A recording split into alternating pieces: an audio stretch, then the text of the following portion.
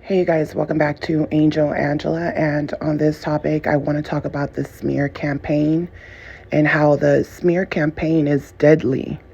The smear campaign is deadly.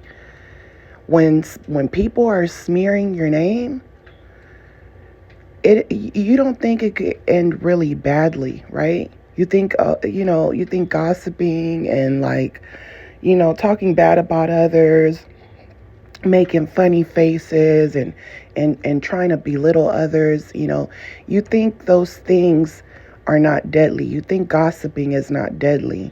But when you're gossiping with a narcissist, when you have one side to the story, when you don't know something completely, it could be deadly, because people will put their input into things they have no clue about. They will judge someone based on their mistakes or choices that they made, or sometimes narcissists put you in positions where they ruin your reputation and you're seen as this bad person, and you snap and you lash out because you're trying to prove a point. You're trying to prove your point to people that don't care about the truth. Narcissists, you guys, they don't even care about reality, and they definitely do not care about your reality. So anything to keep people believing that they are superior to you or they have all the answers to life. Sometimes these people are older than you, right? Or these people could be your parents. These people could be people you even look up to, right? And at some point you're going to realize they don't have all the answers. They don't understand certain things you go through in life. They can't live in your shoes. They can't walk in your shoes. And because they can't understand you, they make up lies about you. They make up lies about you sometimes. You know what I notice about a lot of narcissists? They make up lies about you because when you share your experiences and your reality with them, something triggers them, right? So let's just say you're telling them, about a narcissistic relationship that you were in. It will make them think about a narcissistic relationship maybe that they're in, right? But they don't want to see their own narcissistic traits.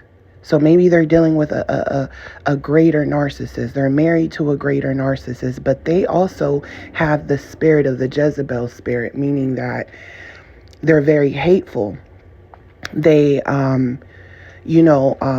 they're willing to tell lies because they're so used to the narcissist lying and manipulating, and they have the same characteristics. So now they're blaming the people that they're married to, right? They're saying this person's doing this, that, and maybe that person might not be a narcissist. Let's just say that. Maybe they might not be a narcissist, but they're so sick of the Jezebel spirit, right? They're so sick of the Jezebel spirit because the Jezebel spirit makes lies, just bold-faced lies, things that never even happen. They make up things, scenarios just to get their way. It's almost kind of like, when someone is like, I need money for this, right? I need money to pay a bill. But their intention is to lie to you. They're already thinking, I'm going to get money out of this person. I'm going to tell them I need money for this bill, but I really need money. Or I don't even need money. I just want money out of them. I'm just trying to get money out of them, right? That mentality, right? And this person can eventually realize that the person that they're with is lying to them about anything. They might not be cheating, but they might be doing things where they feel like they're getting over on you. When that person finally realizes that, they might start to withdraw, right? They might start doing things. They might even cheat. They're like, this person's crazy. This person is manipulating my family, my mother, and people around to think that I'm evil. But I've been there for this woman. I've been there for her kids that are not even my kids. But she doesn't accept my kids. She hates my kids. My kids, she don't even want my kids to come over, right? So you can sit down and speak to this woman, and you're speaking to her about the narcissist abuse. And while you're speaking to her about what you're going through, something might trigger this person, and they might feel like they're a narcissist, right? They're the bad person. Something might trigger them. So they automatically, something is going to shift in that person, and they're not going to like you. But they're not going to say anything. So as time continues and you're oversharing with this person because you trust them, they're sitting down having coffee with you, you think you get along with this person, the hate that they have for you for saying things that they didn't like will grow. And now they're thinking to themselves, I'm better than you. I have a better job than you. I make more money than you. Your life sucks, right? They're just thinking shit in their head, right? They're making up things, or they might just, you're at a place in your life where you were vulnerable, and now you're rebuilding your life. So this is why I say the smear campaign is deadly, because see, you could be at your lowest and you're sharing things with the wrong people. And guess what? They're going to try to do a smear campaign while you're at your lowest to destroy you, to kill you. And I just made a video on narcissists and funerals, and I've talked about it many times, and I'm going to share what I'm going through right now. But funerals are used for narcissists to redeem themselves in the eyes of the people that they know you were talking to, where they feel like you try to villainize them. So that's their way to hoover, regain new supply, make themselves look good. They come to funerals like they've never done anything to you. They love funerals.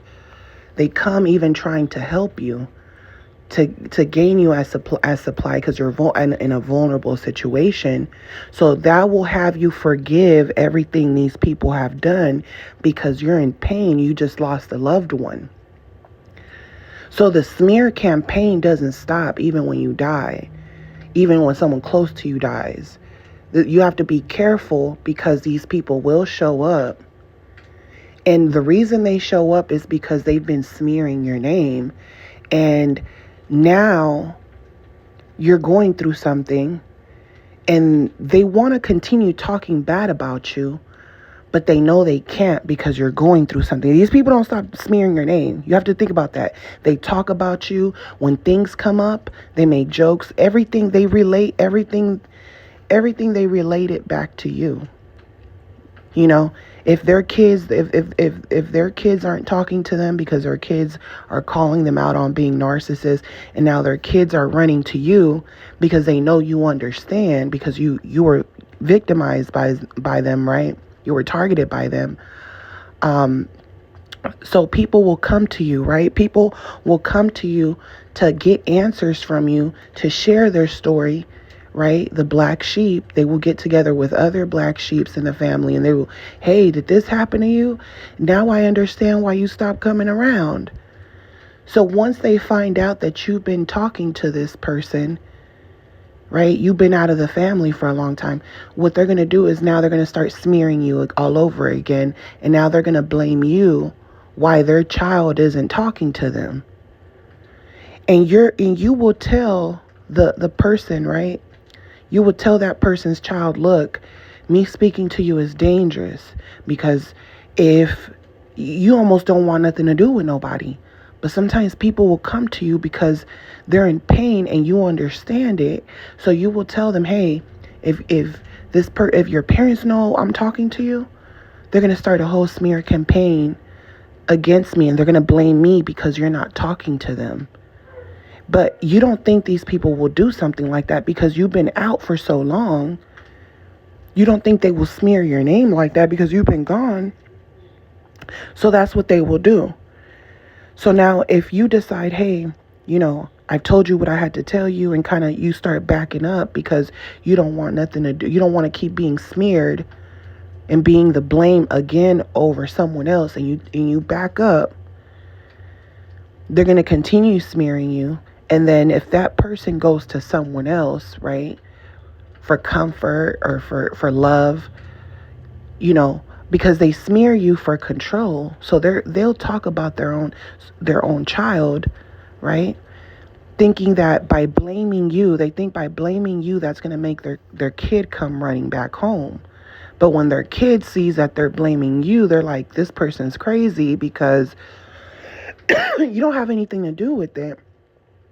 So even if you decide to back up away from this person because you don't want to be involved in a smear campaign, they will continue to make up a story. Even if you don't speak to this person anymore, they're going to keep smearing your name. So if this person moves on to someone else, they're going to continue smearing the next person that person runs to. It's like they want you to be isolated by yourself. They want their own children even isolated with no family. They're doing a smear campaign. They're getting relatives together and they're making sure no one talks to you so that you can run back and apologize to them for the things they've done to you. And they feel more like they're more hurt because you're ignoring them. But you're ignoring them because when you try to talk to them, they do not take accountability, right? That's how the smear campaign goes.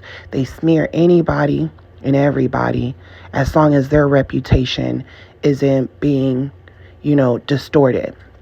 So for a long time, my whole childhood, I went into adulthood thinking I was crazy because things would happen. I would say something about how I feel, and then everyone starts acting crazy because you shouldn't have said how you felt. You shouldn't have spoken your truth. And then they do things, right? Because you spoke up. So now guess what? I'm being sent to boot camp. I'm being sent to a therapist. The therapist is asking me, why isn't your family coming up here? They're just dropping you off. Why aren't they coming up here? Because it seems like they're the problem. So from a young age, my therapist, I'm explaining to them my life. They're telling me it's nothing wrong with you. Something's wrong with your parents. They need to come up here. You're not your parents, but your family, right? That put you in here. They need to come in here. They, just dropping you off. I don't want to go to boot camp anymore. I'm being forced into this. Like I'm just like some gang member, like I'm a drug addict. Like I'm going to boot camp like I'm just this bad kid, like the bad kids that go on Dr. Phil. And meanwhile, I got a whole scholarship.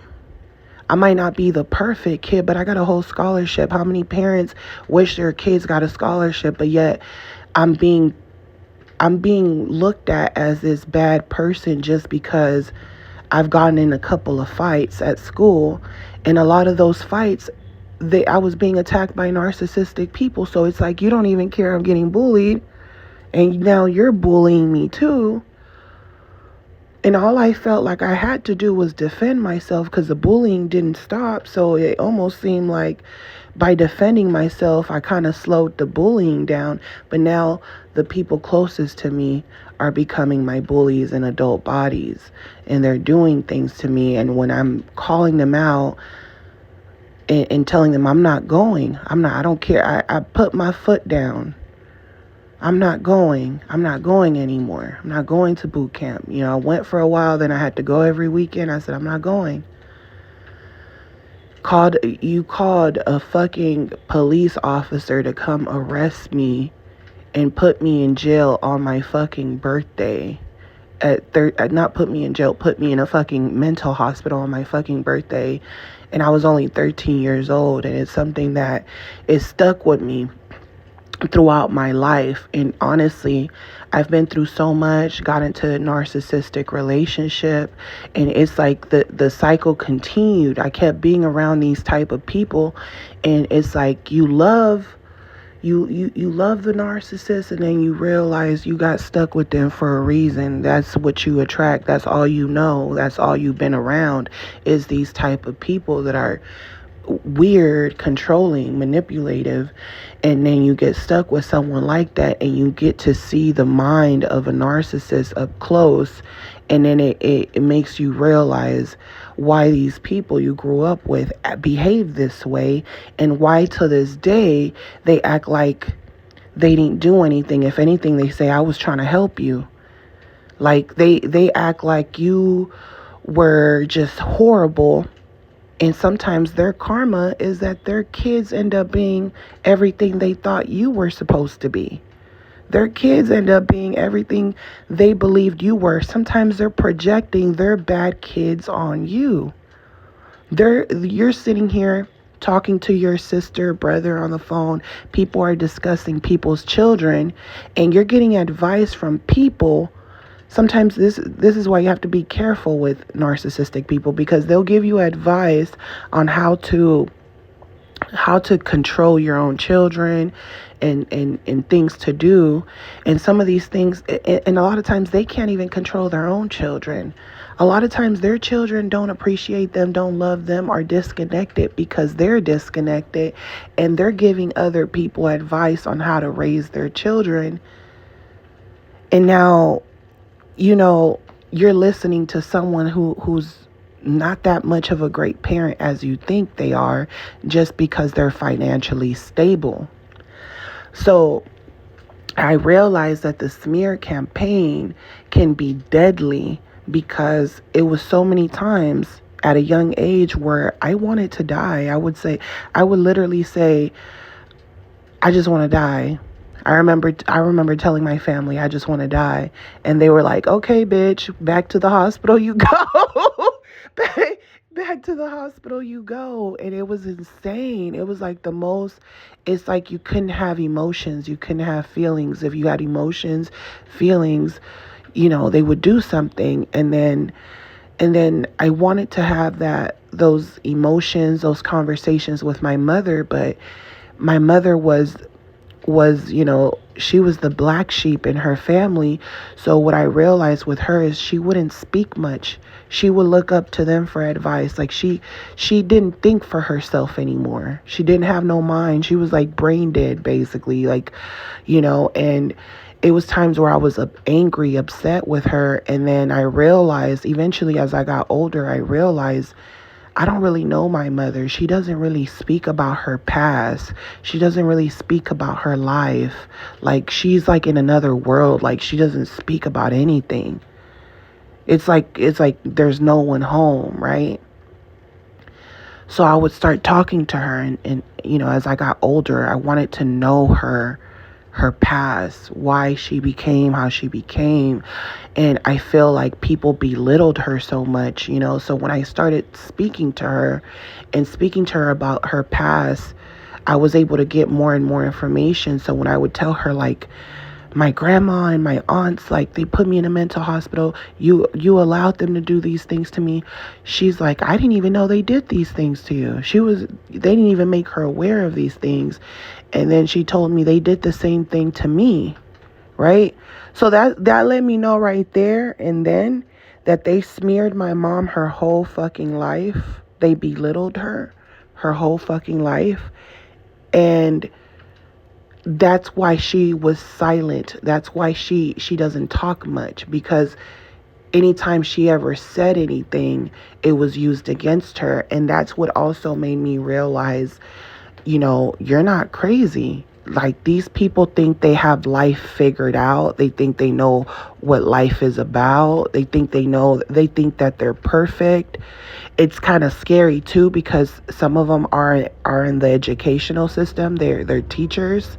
My aunt's a teacher, and it's like scary because it's like they come off very nice, very educated, but when it comes to feelings and the psychology of just being around different types of personalities, to them, it's only their personality that matters. Everyone else, it's like, you got to be like me. Like they need that control so badly.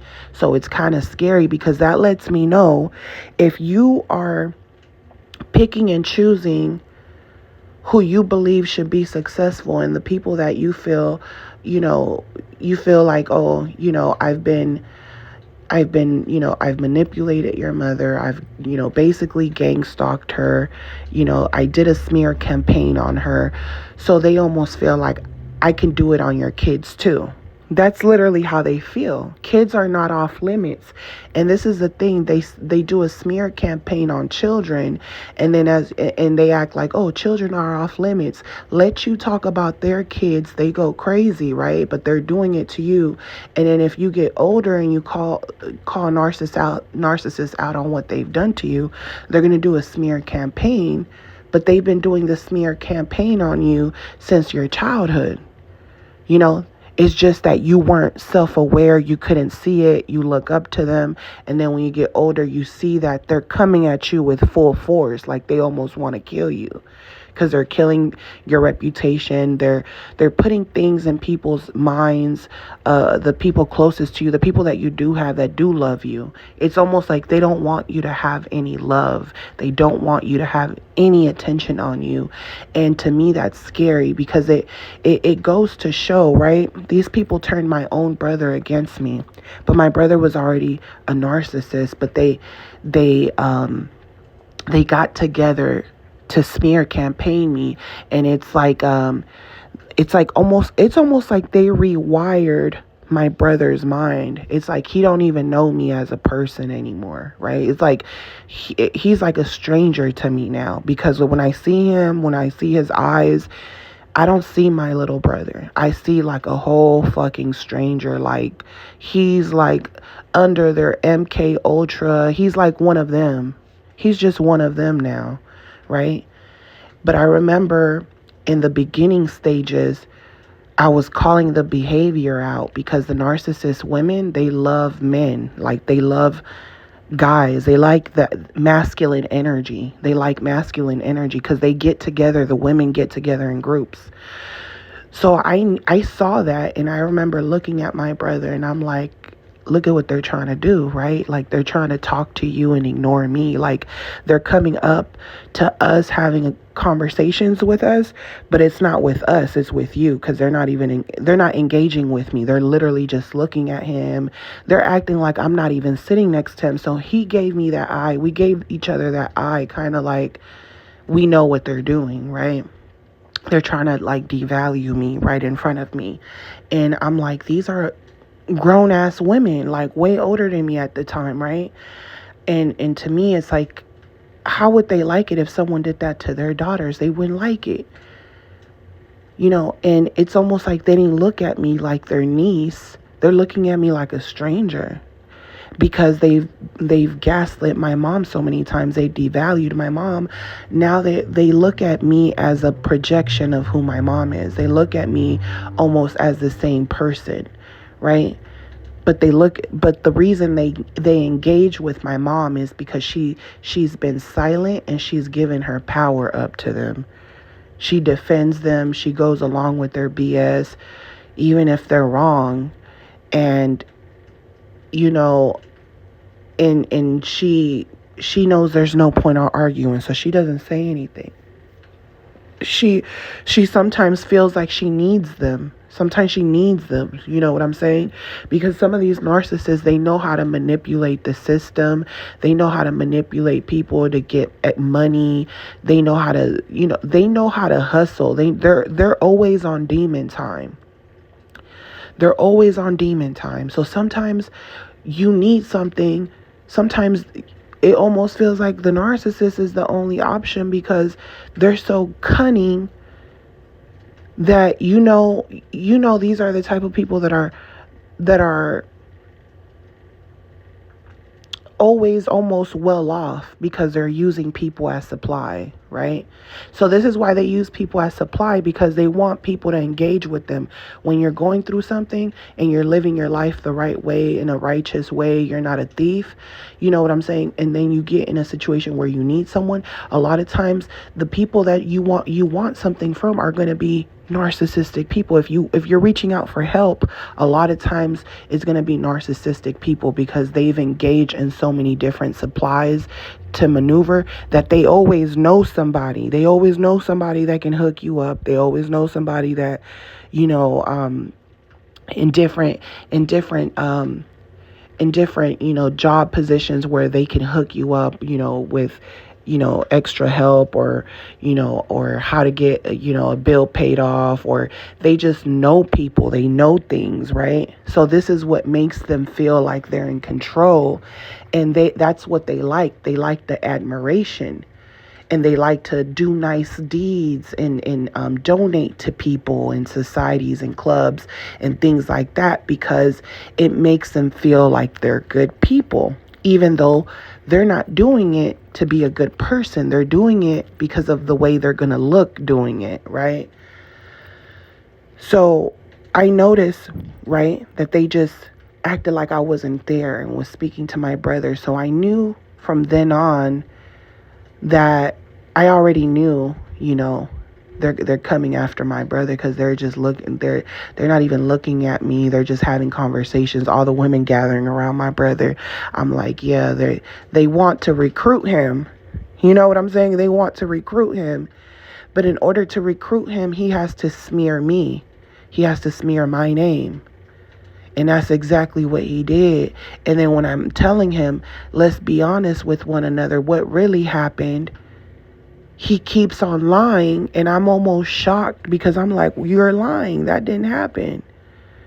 Come on now, let's go detail to detail. And you're trying to come to some type of understanding. I'm trying to come up with some type of understanding with my brother, and I can't. Because in order for him to be initiated into their cult, the smear campaign, the campaign is a cult. It's a cult. It's like running for president. They have to say things about you that aren't true, because they're trying to win. They're trying to win control.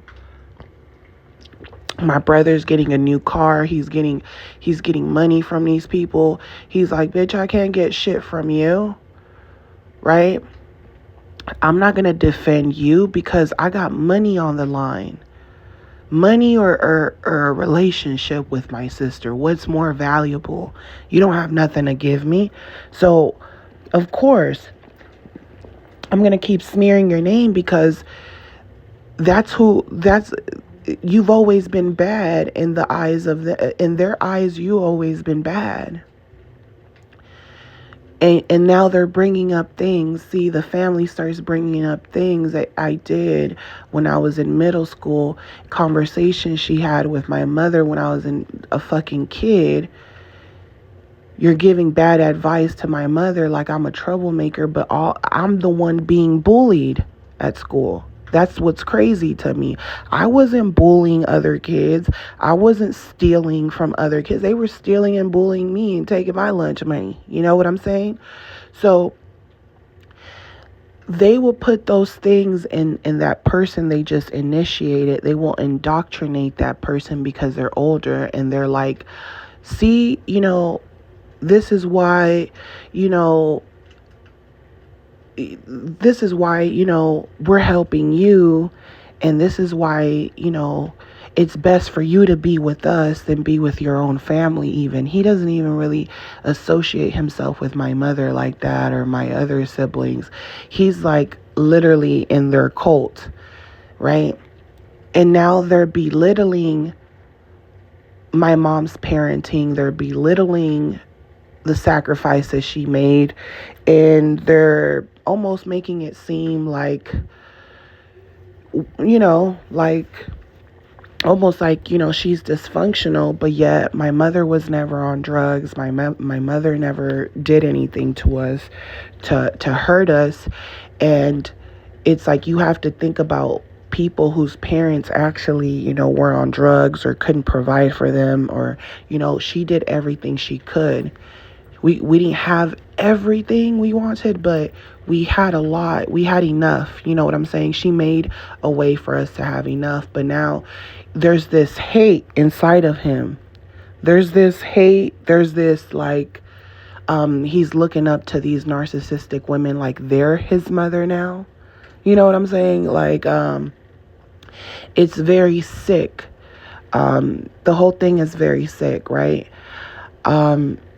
Now, I know about the smear campaign because, I told you guys, eventually you get to a point where you even want to die and you literally don't want to live anymore and you don't want to get out of bed, or you're living in it almost feels like you're living in hell because you keep having bad thoughts. You keep feeling like, why am I here?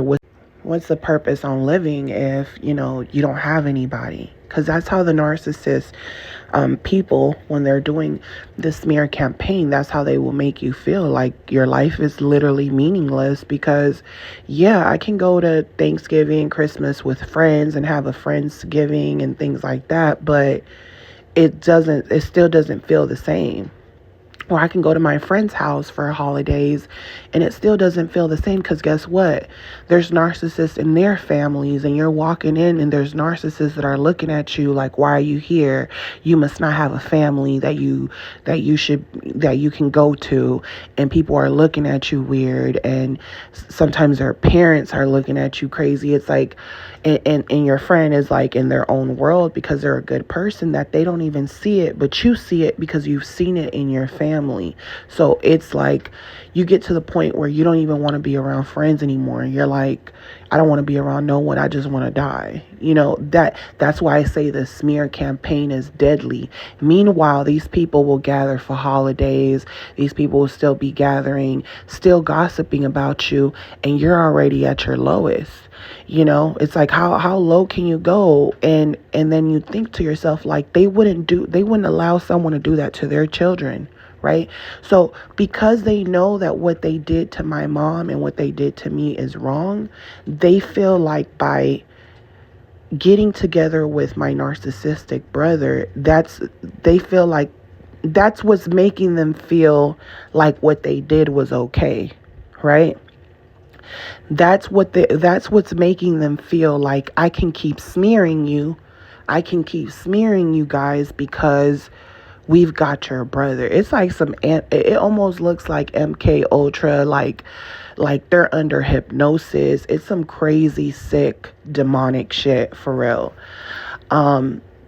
So I learned about the smear campaign through them. And then, you go out in life, you're at work, and you start seeing that these narcissists work the same way. They don't think you deserve the job. They feel like their kids could be working here. They feel like, I've seen it where I go and I work for a company, and let's just say there's people that are undocumented. They don't even have their papers to work here, and they're going through an agency, right? The agency was able to give them a job, but they can't get a job through the company because they don't have their papers. I've heard conversations where people don't know I speak different languages. They don't think I'm that intellectual. People assume things about you, right? Where I've heard these people have conversations and they're like, oh, she got a job here through the company and we've been here way longer than her. Bitch, why is that my fault? Why is it my fault you don't have your papers? Why is it my fault that you're not even supposed to be here and you're competing with me and you don't own this place? And then they'll start smearing my name. They start watching you closely. If you make any mistakes, they're smearing your name. They're snitching on you to the people that own the company. Oh, she didn't do this right. She's not moving quick enough. They start saying things because they're jealous, they're envious, right? And then it's gotten to the point where I'm listening to these people talk about me, but they don't know I'm there in the room, or I'm in the bathroom and I'm hearing them, and I'm like, I don't even know these people. I'm listening to them smear my name. I don't even know these people. So guess what? I'm like, I got to go do the right thing. I'm gonna tell the people in charge that these people are messing with me, right? Because it's a smear campaign, and I feel like if I need to defend myself, because if I don't defend myself, they're gonna get what they want, and that's to eliminate me. So now if I go and I tell, if I go tell my boss, hey, these people are talking about me in Spanish, they're doing weird stuff, because they've been working there for so long and they're all connected, they're gonna pick sides with that person and they will fire you. And I think that's another lesson I had learned about the smear campaign. And I was like, you can't say shit to these people. You can't even defend yourself. When you see the smear campaign, you almost sometimes got to start making plans on what are you going to do in case things go left and you got to go move on to your next job, because you can't beat these people even at the job place. Sometimes you can't even beat these people, and then sometimes they get their karma eventually, and then you get a little paper you get a little paper on the mail that's basically saying, that's basically saying that someone decided to sue them. And if you want to go into the lawsuit and you get some money back, right? And then a lot of those people didn't even last long. A lot of those people eventually got their karma, or they got fired, or they got rid of all those undocumented people that were working through agencies to work for the company. So these people get their karma, but when it happens to them or they get caught stealing, because they do shit at jobs where things that you wouldn't do as an empath, like you wouldn't be stealing from the register, things like that. They will do these things if they can find a way to steal and get away with it. They will.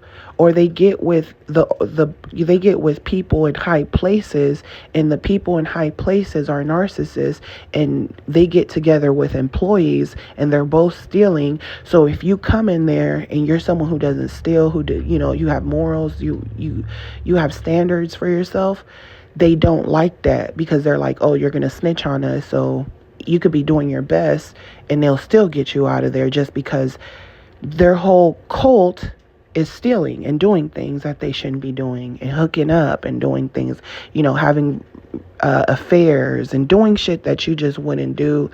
And they test you, right? Maybe you're a narcissistic boss. Every woman that's in there is flirting with him.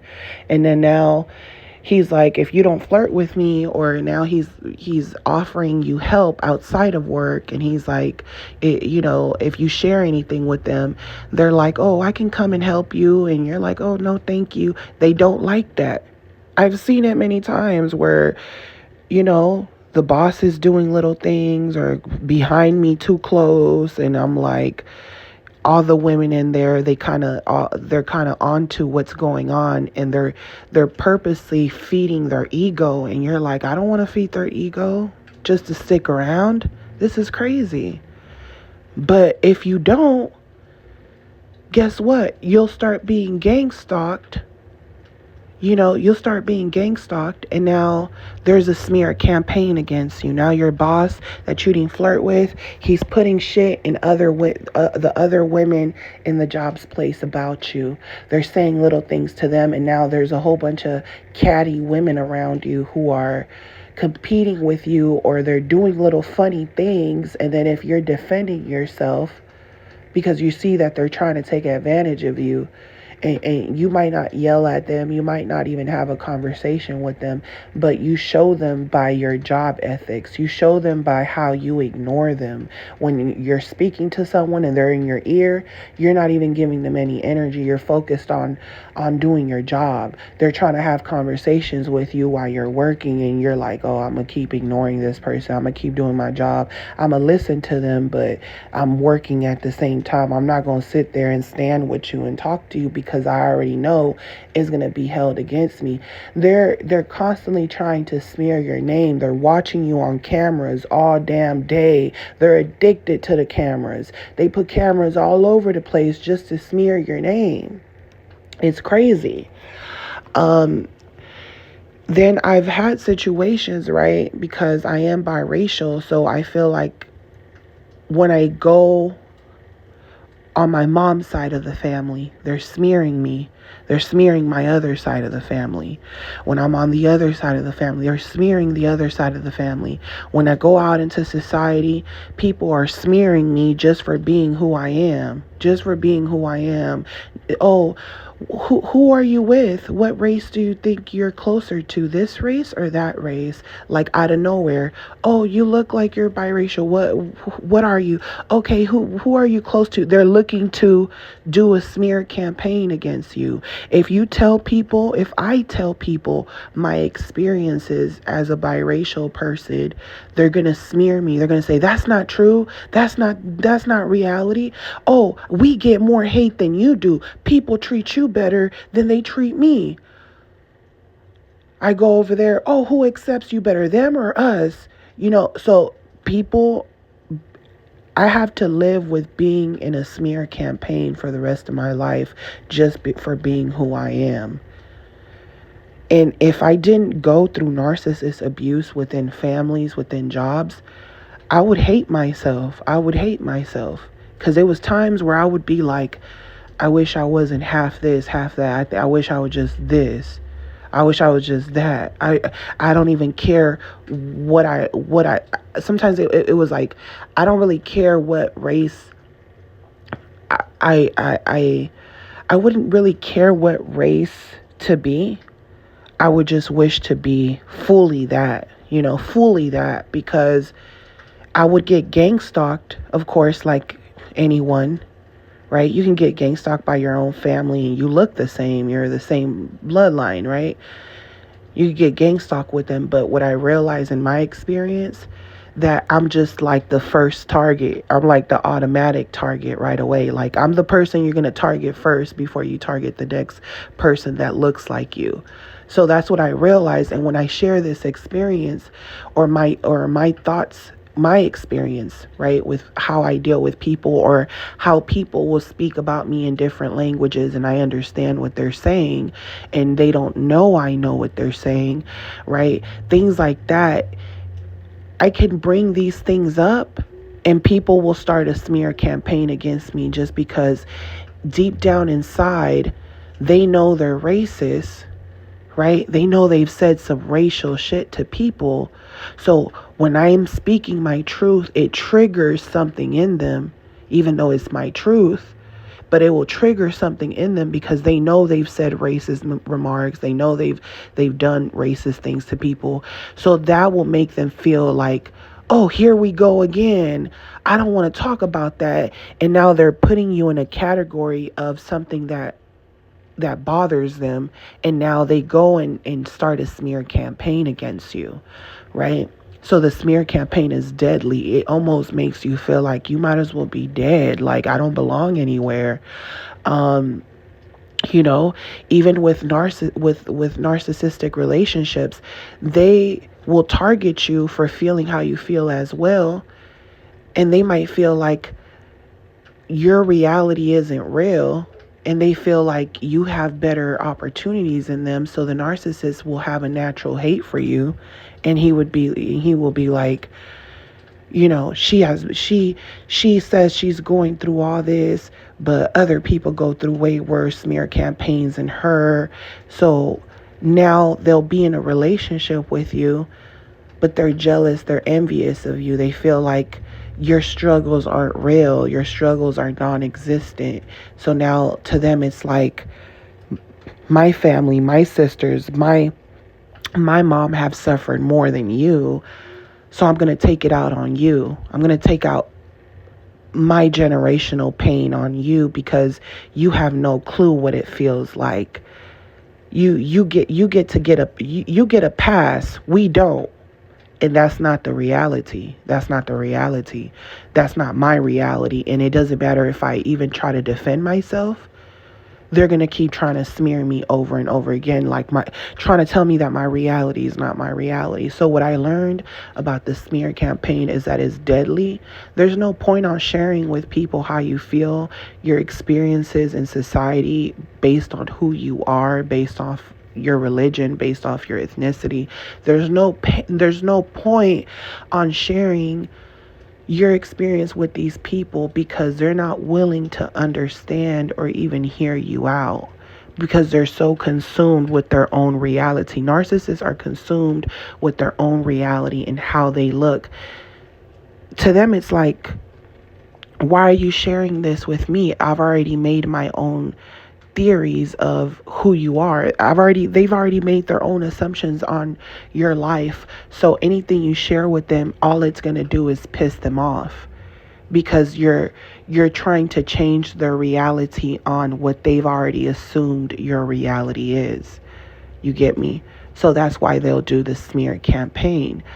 And they feel like that is going to make the new supply feel better, because they're going to use those things against you later on.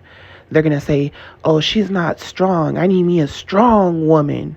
She's not a strong woman. She's weak.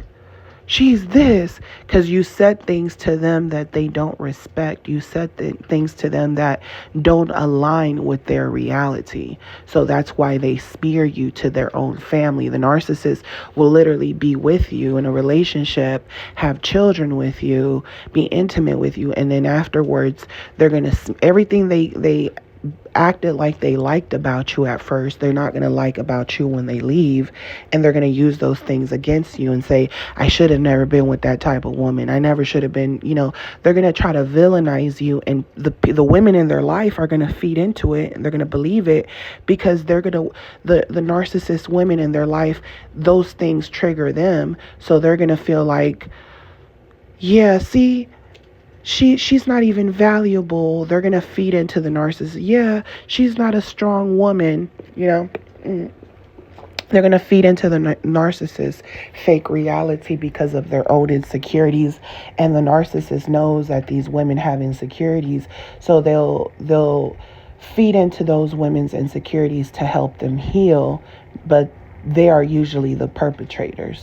They are usually the perpetrators. And a lot of times the women that they picked, those women gave up their families, gave up everything just to be with the narcissist. The narcissist played them and used their background, their ethnicity, their religion. They used all those things against them. And now they'll go to women who secretly hate you to be enablers. You know what I'm saying? And then they'll do the same thing to them. And it had nothing to do with the things that they claimed they disliked about you. So they'll go do the same things to them. The same enablers, the narcissist will do the same thing to them, and then do a smear campaign on both of you and say, oh, they're all crazy. I'm going to just be single now, Meanwhile, getting with the next new supply, or now getting the next supply confused because the next supply doesn't know what the narcissist is into. They're like, I don't know, the narcissist has been with this type of woman. The narcissist has been with different type of women. Am I even their type? So now the next supply, she doesn't even know if she's the narcissist type. And that's how this smear campaign continues too, because now the narcissist will go back to old relationships and then come back to the new one. They'll triangulate. And now they'll have a smear campaign, because now the women that they've spoken, evil of the new supply to, they're looking at the new supply as someone who is well aware that the narcissist has children or has been in a relationship for a long time. And now they're targeting that new supply. So the narcissist got everyone in this smear campaign where people are smearing each other. But in reality, in the end, you're going to realize that the best thing you can do is get the fuck away from this person. Get the hell away from these narcissist men and women. That's what you're going to realize. You're going to realize, I need to get away from this person, because they're the ones playing me, and then they're smearing me to their family, and then their family is also attacking me. And they're looking down on me like I'm this weirdo, like I'm delusional. But they don't know my relationship with the narcissist, but in their mind, you don't have a relationship with them. So what I realized when I left the smear campaign is that there's smear campaigns all over the place, and different with relationships with people, with the people closest to you. And all you can look for in people is if this person's a good person or a bad person. A lot of people seem like they're good and they're bad. A lot of people look like they're bad, but they're good. The only way you know is by speaking to people, by talking to them. If someone doesn't like you, right? See, if someone doesn't like you, you have to think about it. Why don't they like me? A lot of times they don't have a reason not to like you. A lot of times they don't like you based off of choices that you made in the past. Sometimes they don't like you because you don't make enough money for them. Status, race, they're picking things not to like you, right? A lot of times the narcissist people, they're doing a smear campaign on you. They're acting like the victims, right? They're acting like you're the villain, like you're the narcissist even, They're even searching up narcissist abuse and things like that because they don't like that you're telling their truth. But the thing is, when they think about you, right, they're only pointing out things that you're saying the truth or things that you're saying out of anger. And they don't stop and think, this person doesn't like me because I made a bold-faced lie about them. One thing that you never did about these people is lie. You just spoke your truth and they didn't like it. They made choices for you and they can't apologize for it. They don't take accountability and they lie. That's how you know you're dealing with a narcissist, because they don't take accountability and then they lie. When you tell the truth, they make up lies. And then you get mad and now they're smearing you. They're smearing you because you're reacting. And now they're telling people, oh, they reacted this way. They did this. They called me a bitch. They called me a bitch because they don't say bad words, right? The narcissist is so perfect, right?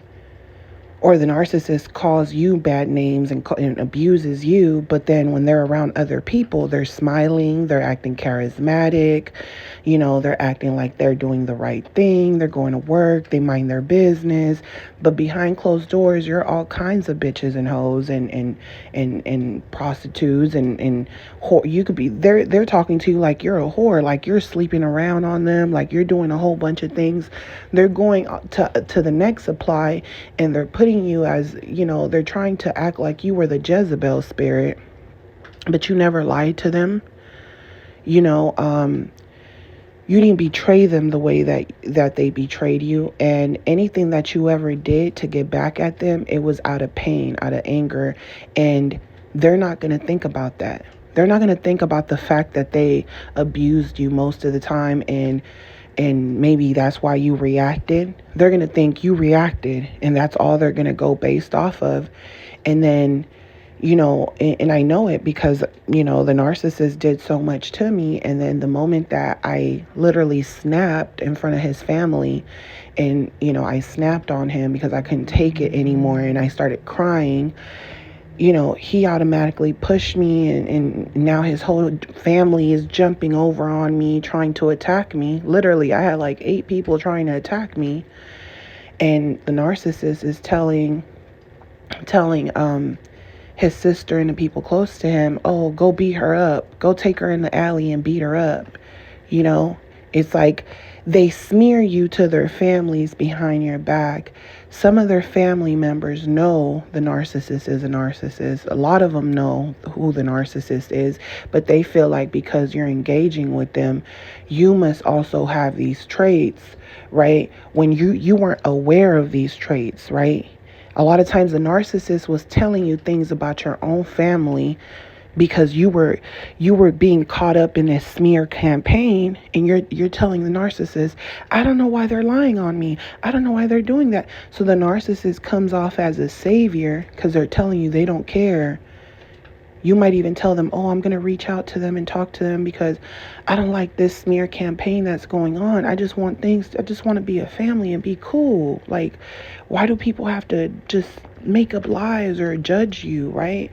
The narcissist is telling you, don't even talk to them. They don't care. Don't even try to explain yourself. They don't care. The narcissist is very aware of this because they're doing the same things in their family to other people. And that's when I realized, right? Because the narcissist came at me like they're a victim. Narcissists come as victims. They only care about their own pain, and they only care about what they can gain from others. And a lot of times they're sacrificing they're in sibling rivalry. They're sacrificing their siblings, making up lies or trying to judge them for the same things that they do, even, right? Oh, my brother does this, he's a cheater, he does this, but he's doing the same things. Oh, he don't do nothing, he just be with different women. You're doing the same thing. They'll do the same thing, but they want to be the favorite. Maybe their sibling got better looks than them, so they feel like, oh, they get away with stuff because of their looks, so they're competing with them.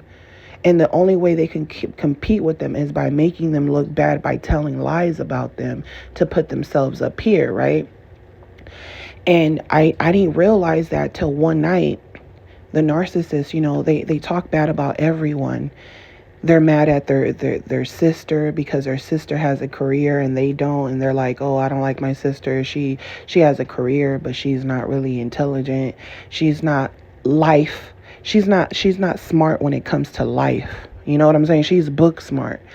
So they'll talk things about these people, but now guess what? She buys a new house. You want to be all in her house. You want to take pictures. You want to enjoy. She became a primary source of supply to you, and now you want to be besties with her. Right? And now this is the perfect time to uplift her and put your sibling that you're in rivalry with down when both of you've been living the same lifestyles, but now you're making up lies about this person to your sibling. So when the narcissist told me, that they basically had told me their plan, like they were scheming, and I told them it wasn't right. I got to, as an empath, you get offended because you don't like people telling lies on you. So I'm not going along with what you're saying. I'm telling you it's wrong. And now that's when the narcissist flips on you, because to them, they feel like if you want to be with them, you got to allow them to act toxic. And a lot of times the narcissist doesn't share things with you because they know you're an empath. They purposely don't share things. They purposely never get close to you and intimate with you on an intimate level because they already know you're an empath. They feel like you're always going to go against them, right? They're like, you don't do what I tell you to do. You don't act the way I want you to act. They're mad. It's like they want the Jezebel spirit, right? So I peeped that and I told the narcissist, I'm like, wait, I said, you're the ringleader. You're orchestrating all of this.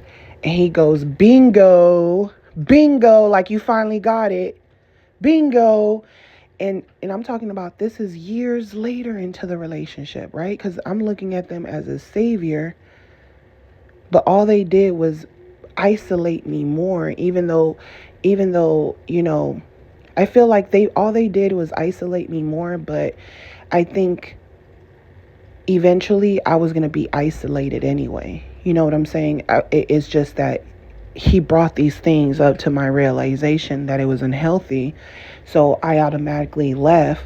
But sometimes when you leave, it's hard because they almost handicap you to where you need them, right?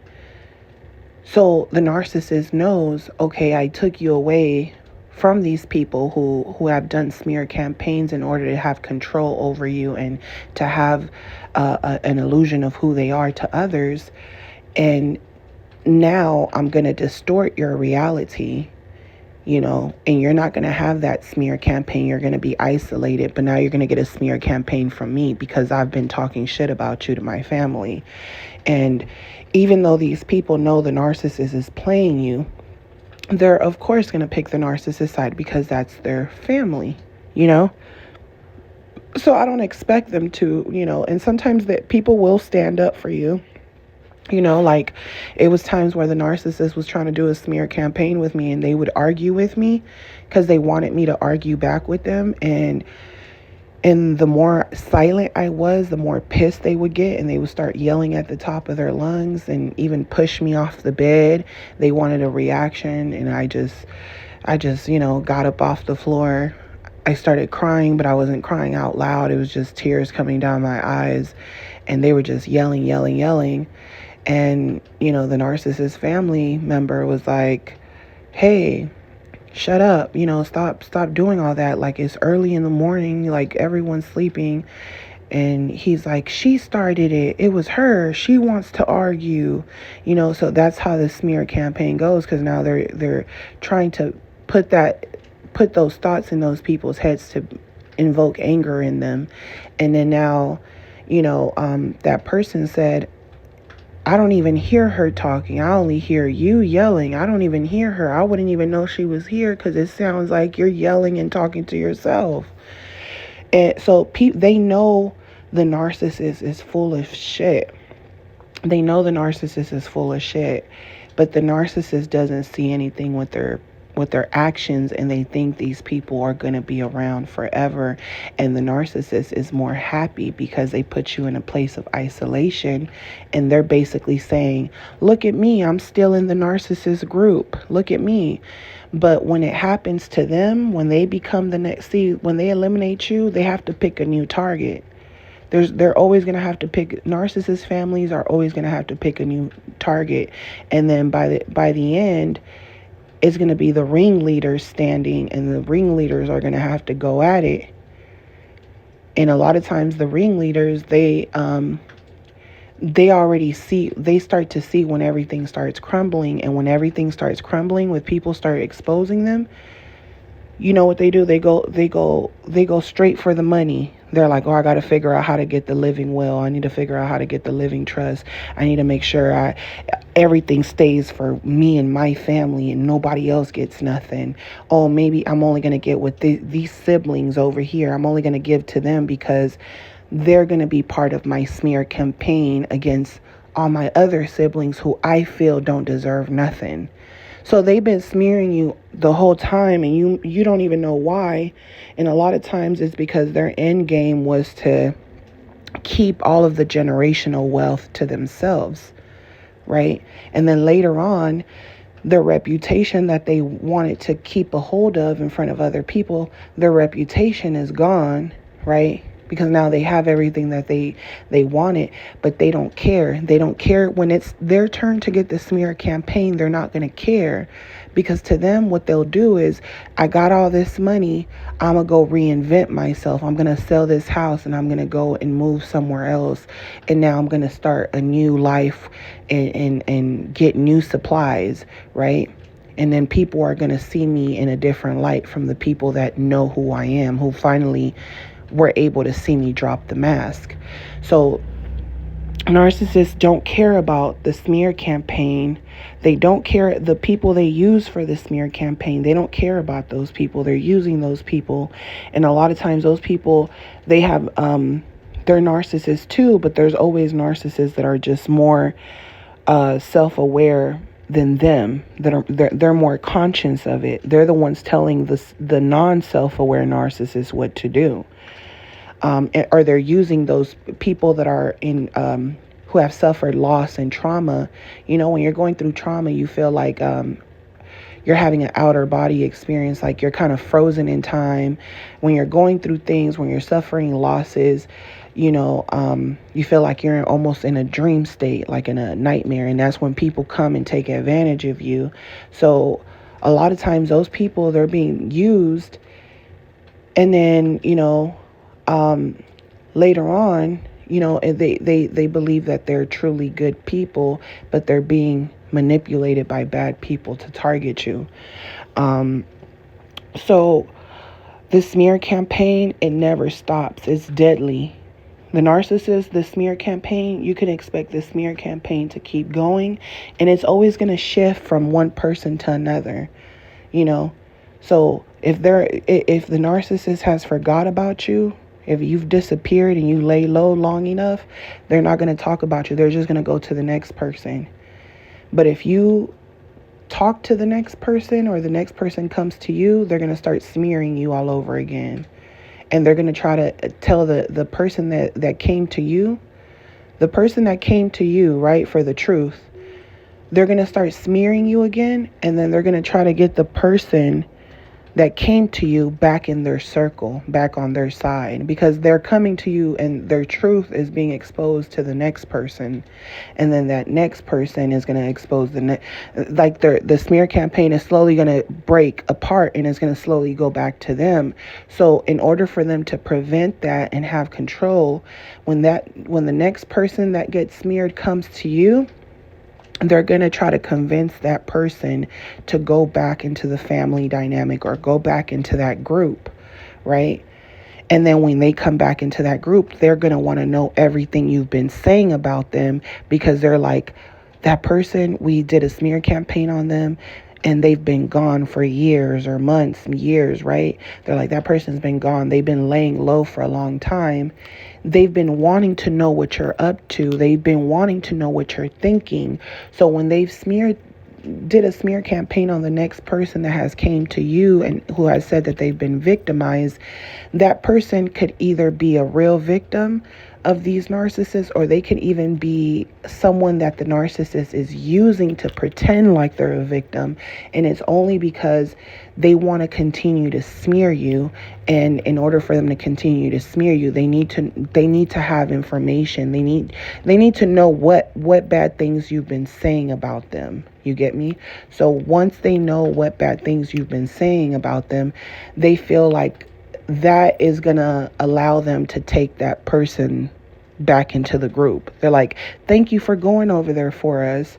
Or, yeah, we treated you bad and we did a smear campaign, but you came back to us with information. So to them, that's selling you out. And if they could sell you out, they'll be happy. They're like, okay, it's better that we just continue to smear her and you're allowed back into the group.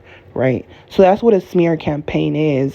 And when they're doing this, they're making themselves look like they're the good people, and in their mind, you're the narcissist, they're like, why is it more of us? See, the smear campaign is multiple people. It's a group of people,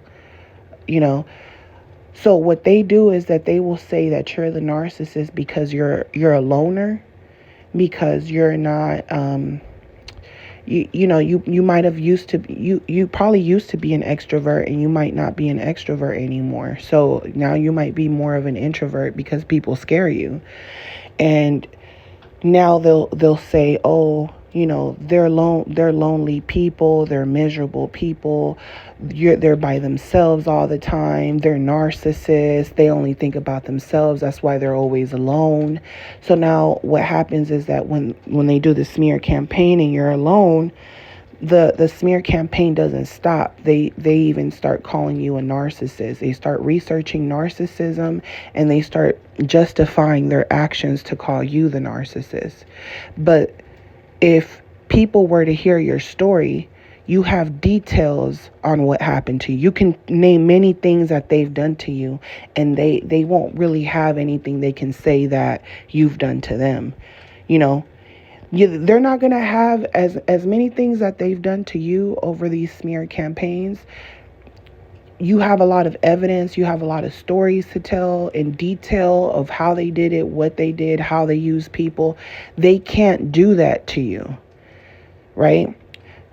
But if you help someone who was also manipulated by them, who came to you, right? Who came to you for help. They're like, these people are crazy. They did this, that.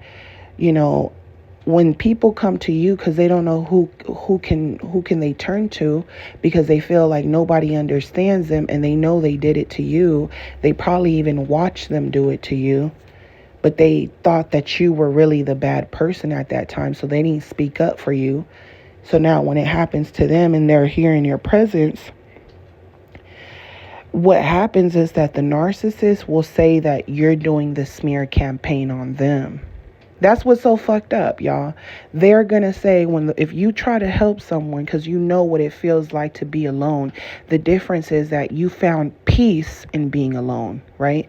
They're trying to call you all these things and say you're this, you're evil, you only think about yourself because you've decided to be by yourself.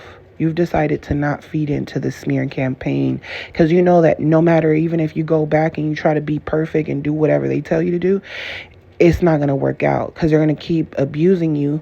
And this time you're going to be conscious of it. You know what I'm saying? Before you might have not been conscious of the abuse and it was just happening for a long time. Now you're conscious of it. So you're someone who's going to stand up for yourself, and they don't like that. So even if you come back, they're going to feel weird around you because they know you're strong enough to stand up for yourself and speak up for yourself, right? You know, so they might have done this during your youth when you were younger, and now as an adult you're like, I can't be around, I'm an adult just like you, don't play with me, right? So now what they'll do is that if anyone comes to you for help, they're going to say that you're doing a smear campaign, that you guys are getting around to talk bad about them. So now there's going to be people that are like, well, you go over here and these people, they're so hurt about what these people did that they're speaking about you. They're gossiping about the narcissist people. The narcissist people are victimizing themselves and they're saying, oh, we helped them. We did so many nice things for them. We this, we that. And now everyone is smearing each other. So what the narcissist, that's gaslighting. That's gaslighting. So during smear campaigns, all you're going to get is being gaslit, and nobody's going to know who's telling the truth. And that's why people will tell you, just stay the F away from all these people because you're never going to win. You're never going to be heard. What they did to you doesn't even matter, because if you bring it up, guess what they're going to say? They're going to say it didn't happen. See, you can admit the things that you've done out of anger, but they can't admit the things that they've done. And then on top of that, they're lying about shit that you didn't even do. And when you bring it up to them and you're like, I didn't do that, you know, they're saying, oh, I guess you're gaslighting me and you're recreating everything. I guess you're recreating the story. So all they're going to do is gaslight you to the point where you think you're fucking crazy. You're like, maybe it did happen like that. But you know it didn't. But somehow you want to accept it because you just want everyone to stop fighting. But you can't stop these people from fighting because they're miserable people. They're miserable. So you have to find peace in being alone. You got to find peace in being alone. And guess what? When you're alone, they're going to say so many bad things about you still. The smear campaign doesn't stop until you're on the fucking carrying your cross. They're spitting at you while you're carrying your cross. When you're up on the cross, they're laughing at you. They're laughing at you until it's them on the cross. And then they're like, forgive me for what I've done. But by then, even if you forgive them, they're going to be like, okay, I can get off the cross now because I've been forgiven. And they're going to act like nothing happened. You know what I'm saying? They're going to act like nothing happened. They're always going to have people enabling their behavior, you know, because they've worked so hard at keeping their reputation to where, see, you could have a reputation for just being a good person, right? But the thing is that they study good people. They study how to be good, how to look like a good person. And they do it so well. So it's a facade. It's a mask. It's a mask. See, they want respect from people, right? They want respect. They want the image of being a good person. But you could have that image of the image that they're seeking. They can have that image without having to lie. They can have that image with being more thoughtful when it comes to others and others' realities. They can have that image that they want so bad without having to sell other people out. They can have these things. But in the narcissist world, they feel like they cannot achieve that. They feel like they're not strong enough to achieve that. So they have to make up lies. Sometimes they don't feel as smart as they pretend to be. So to them it's like they do things in a very manipulating way, and to them it's like, who cares how I made it happen? I made it happen. Look at me. I only care about how it looks. You know? They're not concerned, it's like someone giving money to a charity and they don't really care about the charity. They don't care about the cause, They don't really care that, those people really appreciate it and really are thankful, and they don't put themselves in their shoes of what those people might be going through. But they're smiling on the picture. They're happy. And they're like, I look good. I got to dress nice. I got to get my hair and nails done. I got to meet important people. They're not concerned for the cause. They're not concerned about the truth, about your truth. They're only consumed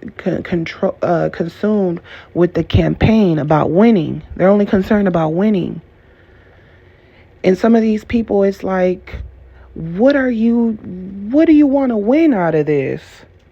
You don't stay young forever, right? People compete with people. You don't stay young forever. Nothing lasts forever. We're all going to die. It's like you can't understand what their problem is, why the smear campaign is so important to them. Why do they prolong it forever till your death, right?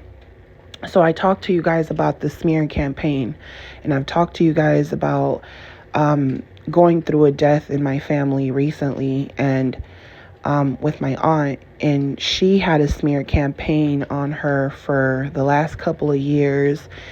I've been in that smear campaign for longer than her, for maybe over a decade, right? But I've been out of that family dynamic for so long that the only way I know anything about them is through her, and really, I don't really care about them. My whole thing was to be there for her, right? I also called her out, and I told her, when I was going through my smear campaign, you weren't there for me. Like, you didn't even defend me. You basically were being a puppet, I called her out on it, but I forgave her. And I told her this is what forgiveness is, because sometimes we don't know both sides to every story. One thing about the narcissist, when they act like they forgive you, or they come at you like they're forgiving people, see, they'll do they'll do a smear campaign, and they'll even ask for forgiveness. Sometimes a narcissist does apologize, but it's not an authentic apology. Why? Because they're going to do the same shit to you again. Meaning that they're gonna smear you again. They're gonna put their hands on you again. So a lot of times the narcissists, they don't want nothing to do with you because it'll have to reveal their truth. So sometimes they don't forgive you because they feel like, I'm not going to give you an opportunity to make me look like a bad person. So a lot of times you forgive them, but they don't forgive you. And the reason they don't forgive you is because they know that they're going to end up fucking you over again. And this time, everyone is going to see it. So they're like, they don't want anything to do with you. They don't want to forgive because they're like, I'm going to do it to you again. Right now, everyone thinks I'm a victim. But if I get back with you, you might get evidence and show people that I'm really the perpetrator, right? So forgiveness doesn't really go hand in hand with the narcissist unless they got something to gain. And sometimes they won't, because they victimize themselves and they got everybody doing a smear campaign against you. They're like, I'm not going to apologize because I got everything I want. I got the family I want. I took you out. I made myself look good so I can get supply from these people, right? You might have been around these people your whole life, and now they're coming around them as adults, right? They were always envious of you, envious of your relationship. Like with me, my brother was always envious of my relationship that I had with my grandma. I was just drawn to my grandma since I was a kid. He wasn't. Now, since the smear campaign, all the women are all on his side and he's loving that shit. You know what I'm saying? So he got to continue to lie. So they don't really forgive. So when I forgave my aunt, I'm telling her, like, this is what forgiveness is like.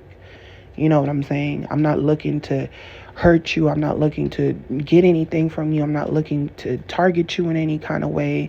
You know, I'm forgiving you because I know that you didn't even know what you were doing until it happened to you, right? So I forgave her, and she would just talk to me about, you know, the lies that these people were making up, just things that she was going through. They were fighting over money, over the inheritance of my grandmother. So I knew when they were doing the smear campaign, I knew the reason they were doing it because I was close to my grandmother, because, you know, when I was younger, I used to live with her.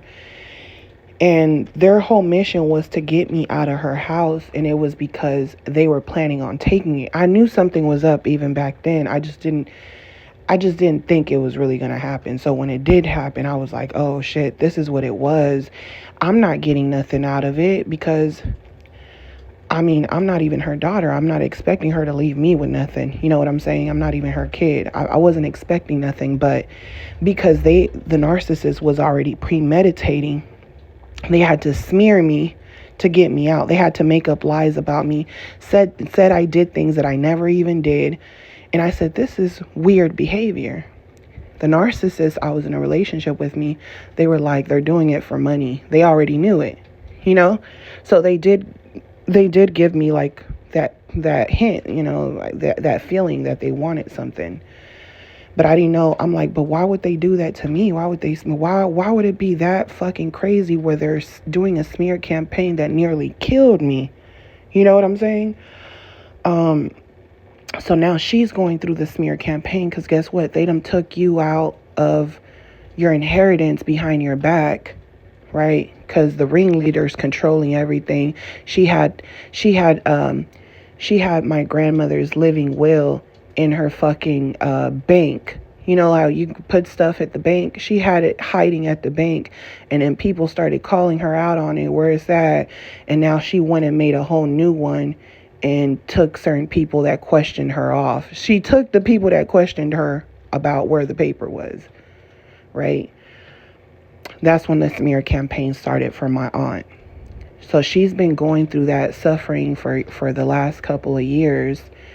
And, you know, during that time, recently her son passed away, my little cousin, and he was having seizures and things like that. But every time I would go and talk to them, you know, my little cousins kind of like, they loved being around me because they weren't around their family, and I have a big family. So to them, when I would come, it would mean a lot to them. And I had conversations with my little cousin, and he would say how he missed being around the family. He missed holidays. He missed parties. It took a lot from him. And then he's seeing his mother stress out because she's not used to not be having a big family and being to herself. She's an extrovert, you know. She's one of those people that's like, if you are that new neighbor in her neighborhood, she's like, hey neighbor, you know, welcome to the neighborhood. She's just that type of person that, you know, she likes to socialize. She's a social person. So being by herself taught her that she needs to be strong by herself, right? So I do think everything happens for a reason, because now she's in a situation where she just lost her son. And now it's like, if you would have been around all these narcissists, they would have been controlling everything and would have been taking advantage of you in a vulnerable situation, right? But I saw my cousin suffer. You know, he had seizures, and since he was 3, and he was just a strong teenager. He was very strong, and he would tell his mom when his mom would get scared. And every time he had a seizure, she was afraid. She would be, you know, going into his room, you know, taking off the door because she wanted to make sure he was okay, right? She was at the point where she started to become paranoid. as a parent, because she would think to herself, I can wake up in the morning and my son can have a seizure at night and die. So she was fearful for a long time, and I saw that fear, and it used to make me feel bad, to live with that, just being afraid. But I also knew that that's how I feel about my mother. I get scared. Like, what if something happens to her? I'm not going to have family because all I have is my mother. I don't have nobody else. So that's one of my biggest fears. So I feel like we're living in a time where all of our fucking fears are coming to life. And it seems like we're in a fucking horror flick. And I know I'm seeing this stuff play out before it plays out. And I'm grieving. I'm grieving while I'm alive. I'm grieving everything. I'm constantly in pain. And and her worst fear came true. So then it makes me think about my fears, and then I'm watching her and I'm watching the pain, and I'm already in pain because I'm tired of suffering, and people, these motherfucking smear campaigns make it worse. Like, we're all gonna die, don't you get it? I'm trying to figure out why these people don't get it. We're all gonna die. And you're making it worse for people. People don't treat people right. People are awful to one another. So, I told you guys, narcissists love funerals. So they use this situation to hoover her, right? The narcissist ringleader, her son don't even talk to her, called her a narcissist, don't talk to her. He came around to the people that have been eliminated from the family. He's even came to me to explain his story, right? He wants to be heard, and he feels like nobody's going to understand but us, because we know these people. I tried to stay out of it because I don't want to be targeted again. I already know the moment you help anybody that leaves, they just start targeting you all over again. And I'm not in a position to get targeted again, because these people will make false accusations. They will call the police on you. They will do all these things to you. And then if you do it to them, they act like they're the victim. So I'm like, gotta be careful. So I'm telling, when I suffered my miscarriage, and these people came around after they had been talking so bad about me, the narcissist. Oh, she better not come now that she's going to be a single parent. She better not come around us asking for help or asking any. They were just talking smack about me. And I'm like, I was never planning on going back anyway. They're just wishing on your downfall, right? And they're hoping they can be in a position of control. So when I lost my baby, I'm like, I'm not talking to these people, but they came looking for me. And I kicked them out of my house. I said, get out. I said, I don't want to speak to any of you. And, I closed the door on them. And then they went and told people that I closed the door on them. And they started making themselves the victim again, instead of understanding that I just lost a baby. I just went through a lot of fucking pain. I don't want to be around people that have been treating me bad during my pregnancy. I only want people that love me around me. And you do not love me. You don't know what love is. So I don't want you around me. But now you're the victim. You're using my situation to be a victim. So I said, these people will literally smear campaign against you until you die. And then they come around at your funerals, acting like they cared. And I almost think that they just want to see you at your grave to just make sure you're dead, so that now they don't have to keep talking about you. Because now they feel like they're free from you. They feel like you were the narcissist, and they're free. Now they're free. I'm free from you, but guess what? You're going to die too, right? So that's when I knew narcissists like funerals. Narcissists use those situations to change what they've done, because they know if they continue talking bad about you to people are going to start thinking like, you're an awful person. This person just went through a miscarriage and you're talking bad about them. So even though they try to victimize themselves and tell people that I kicked them out, see, the narcissist people around them, they're going to be on their side. But someone with empathy is going to think about what they're saying, and they're going to say something's wrong with this person. So guess what? Now You got certain people questioning who you are as a person. I didn't even have to do nothing. And now the people that are questioning you as not being that much of a good person like you claim you are and blaming it on me, now those people are starting to question you, and now you're trying to smear me even more because you think I'm the one turning people on you, and you're doing it to yourself. You're doing it to yourself. You're showing your shit to people, and they're finally seeing you for who you are. I didn't even have to do nothing, but now you got more anger inside of you. Now you're even more mad. That's what that's why the smear campaign don't stop, because when people start to figure them out, they want to destroy you. They want to act like you're to blame because they lied on you, or they made a perception of you that's not even true. These people, sometimes they don't even know you. These family members, they never even knew you. They only knew of things about you when people gossiped over the phone, but they never actually knew you. They've never actually even had real conversations with you. They're just going based off of gossip. That's what pisses you off about them, because they didn't even know you. They never got to know you. You know, you don't even know them. All you know is they've been talking shit, you know? So they're revealing themselves. So now certain people, they deal with them, but they don't trust them anymore.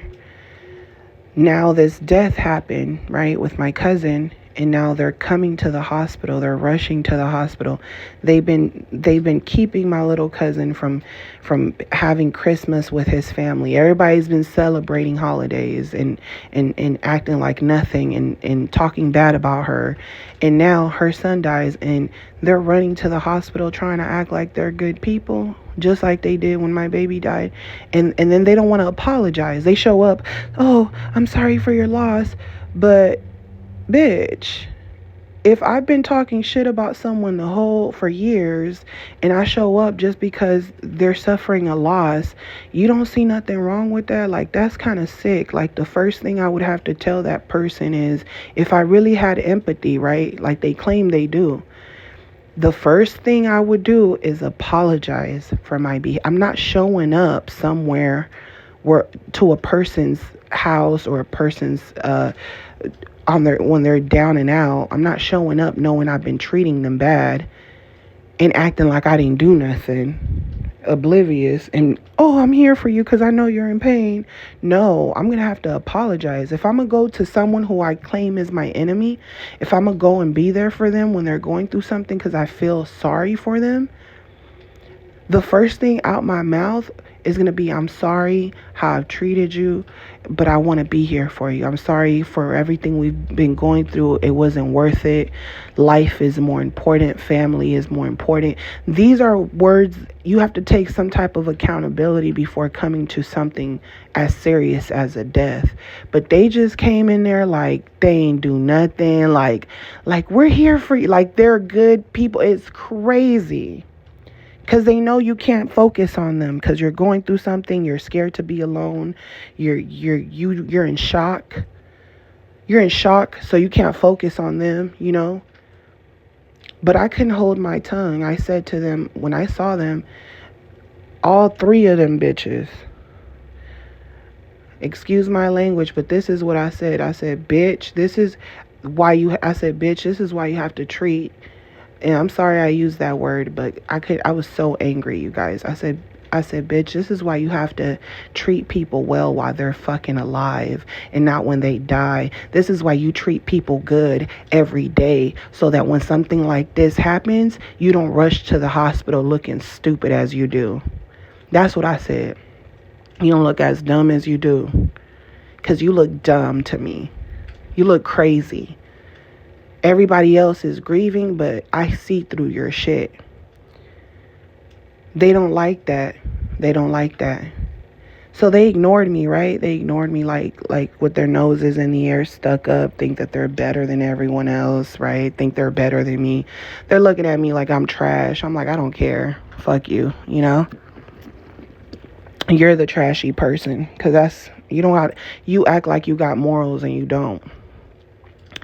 So anyway, I told you guys on the last video I made about the funeral and how narcissists behave, their pattern, because I already know what they're going to do before they do it. I already know their actions. So I'm just watching this shit, but I'm calling them out. Now, right, I'm later on, I spoken to my aunt and I told her, I apologize. I know everything right now. It's about you and your son. I just want to say I apologize because I probably shouldn't have said nothing to them, but I know how your son was hurt about how they treated him, how the adults treated each other, because it affected the kids, right? I know how it affected him because every time I saw him, he's looking at me like, you're the only cousin that comes around. And then he was always asking me like, why is the family this way, right? So that shit just pissed me off. Like, you're sitting there in front of this little boy's dead body and you didn't even know this little boy and his thoughts, or you don't know who he was, his heart, nothing. It just pissed me off. Instead of them thinking to themselves of what I said to them, because what I said is the truth, the next day they went to go visit them when I wasn't around, right? They went to go visit them and they spoke to my uncle and they basically said that I talked really nasty to them at the hospital and that it wasn't the time or place to say anything. My uncle's a narcissist, so guess what? He's only thinking about convenience. Family got money. He's thinking, you don't get along with your sisters, but you should get along with your sisters because it's going to be convenient for us and our kids to talk to them even though they're narcissists, because he's a narcissist, so they think alike.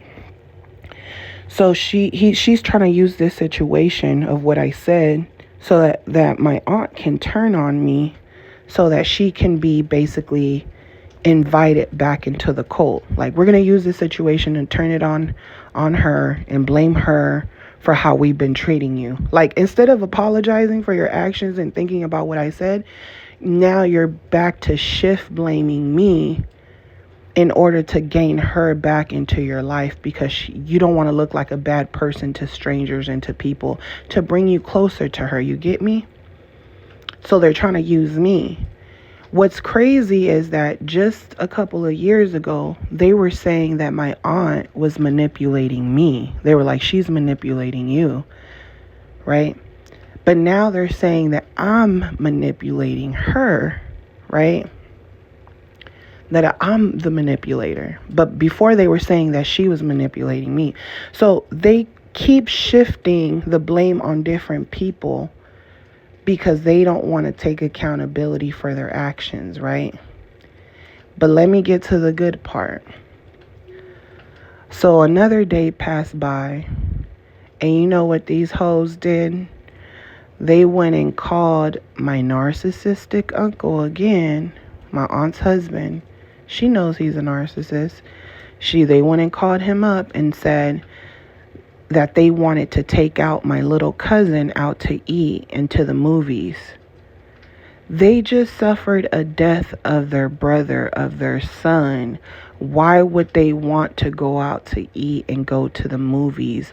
It's because even though you didn't tell the truth to my uncle of what I said to you to the hospital, you just said I treated you bad and I said some cuss words and treated you bad, but you didn't tell him what I said. I said you treat people well while they're alive, not when they die, because situations like this happen, and then you're coming around and you look silly.